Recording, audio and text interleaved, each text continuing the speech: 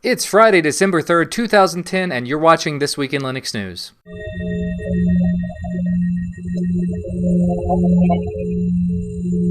Some big numbers were thrown around in the Linux world this week, starting off with Red Hat. Forbes.com posted an article this week claiming that if Red Hat's revenues stay where they've been for this last quarter, they stand to make over $1 billion in 2011. This would make them one of only a handful of companies that have ever made the $1 billion mark in 1 year, and the first open source company to ever do it. So for those people still saying you can't make money with open source, Red Hat has proven you wrong yet again. In addition, it was unofficially announced that Samsung has already hit their goal of shipping 1 million Samsung Galaxy Tabs within 2011. Since the unofficial announcement was made, Samsung has raised their goal from 1 million to 1.5 million by the end of the year. Given that we still have a few weeks left in the holiday season, it is entirely possible that they could ship another 500,000 units by that time. Alright, let's move on to some distro release news. On Thursday of this week, Ubuntu released their Alpha 1 of the 11.04 Natty Narwhal release. If you'd like to see what it looks like and see how it performs, feel free to take a look at my video I put out yesterday. I will have a link to that in the source code below and an annotation. Additionally, OpenSUSE 11.4 Milestone 4 has released. This new milestone is coming with kernel version 2.6.37 Release Candidate 3,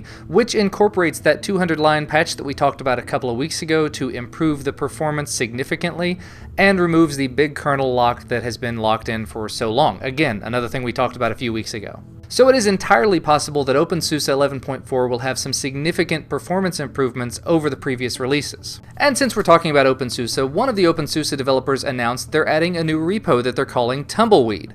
This adds rolling release functionality to the versions of OpenSUSE that are coming out. Now, this is not a requirement. This is not OpenSUSE becoming a rolling release distro. This is just going to give users another option. If you want to have a rolling release, you can do that, but you don't have to.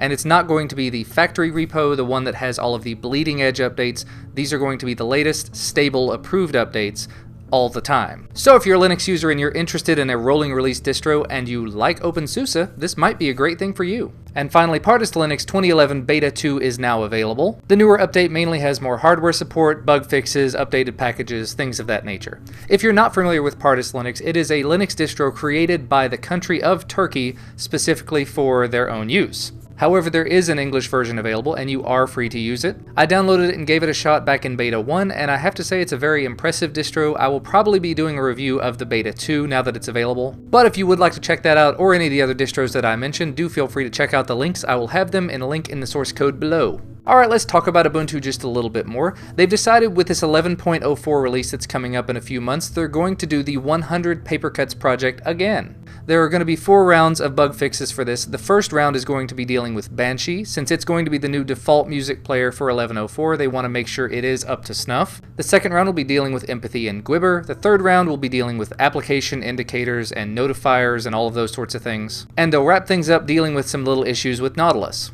In addition, they're adding a new initiative to this Paper Cuts project where if you would like to help out on fixing some of these bugs, you can subscribe to the mailing list. If you see a bug that you know how to fix, hop in, fix it, you can hop right back out, no real long-term commitment or anything required. They're calling this Paper Cut Ninjas. And since we're on the topic of Ubuntu, a few months back, Dell was given some flack for removing several of their Ubuntu-based systems and not really putting any new ones out there. Well, they've released a new Ubuntu-based laptop. This is a very thin Vostro laptop, which as you know is the business class laptop. It's got a dual-core Celeron processor, which is based on the same core as the Core i3 and the Core i5 processors, but it's a Celeron. It comes with 2 gigs of RAM, a 250 gig hard drive, Ubuntu 10.04 pre-installed, Intel HD graphics, an HDMI port, and a 6-cell battery, which should give you semi-decent battery life. And all of that's going to cost you about $430 plus shipping, possibly plus tax, depending on where you live. So if you are interested in picking up an Ubuntu laptop, this might be the least expensive way to do so. Alright, let's keep things rolling. Adobe has announced they've released version 10.2 beta of their Flash player. According to everything I've read, this is a 32-bit only release, but the 64-bit version that I'm running did get updated this week. I will tell you this though, I tried out the new 10.2 beta on my Windows machine at work, and it crashed every time I used it.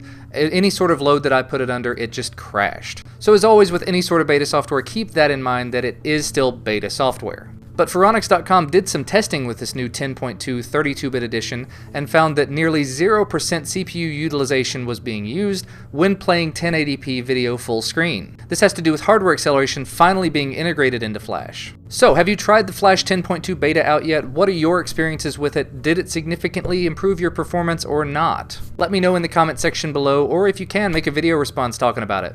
And since we're talking about Flash, let's go ahead and talk about Google Chrome. Google Chrome version 8 stable released this week. As it was mentioned before, this comes with the built-in PDF reader that is sandboxed, so if something goes wrong, your whole browser doesn't crash. In addition, speaking of sandboxing, Flash is going to be sandboxed in the dev channel version. It's not in the stable one yet, but we can look forward to that in the future. But in addition to all that, Chrome 8 is the first version of Chrome that actually will work with the Chrome store when it is available. Alright, let's wrap things up with some gaming news. A few months back, we talked about the MMORPG Ryzom that was being open sourced. Well, not only have they open sourced it, they decided to go ahead and provide a build for Linux users. So if you're interested in playing Ryzom, I will have a link to their wiki in the source code below that you can check out. You can play free for 21 days, and when you're done with that, if you want to sign up, you can. I believe it's $10 or $11 a month US. In addition, this week saw some new items being added to the Ubuntu Software Center, such as the MMORPG Vendetta Online. It's another one of those games that's free to install, free to play for a certain amount of time, and then you have to pay to keep playing. And also, World of Goo was added to the Ubuntu Software Center this week at a price of $20. It's great to see more apps being added to the Software Center for download, for purchase, all of those things. It's one more step toward the Ubuntu Software Center being the App Store alternative for Linux. But that's all we've got to talk about today, guys. Thank you so much for watching. Have a great weekend, and I'll see you next time.